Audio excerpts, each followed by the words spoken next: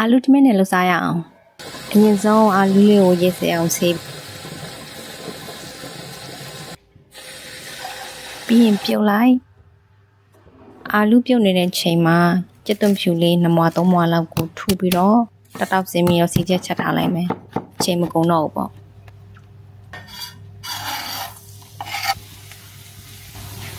အာလူလည်းပွက်လာပြီ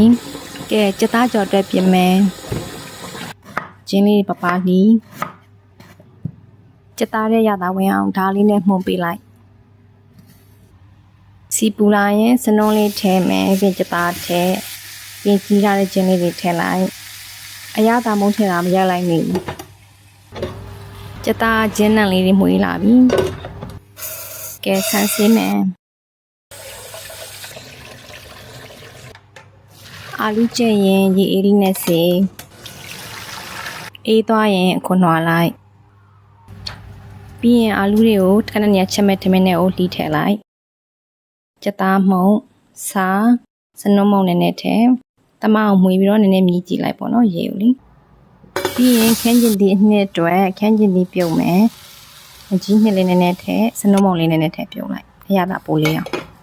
ထမင်းနဲ့လိုရပြီးခန်းကျင်ဒီပြုတ်လေးထည့်မယ်ကြက်သားမှုန့်စား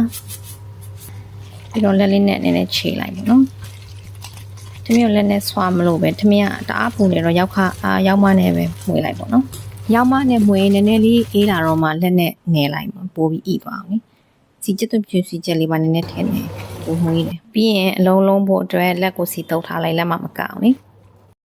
လုံးလေးလုံးပြီးတော့ပကံထဲကိုလှလှပတလေးစီတင်ထားလိုက်မယ်ဒီည12လုံးခွဲချက်တာအလုံးပေါင်း12လုံးထွက်တယ်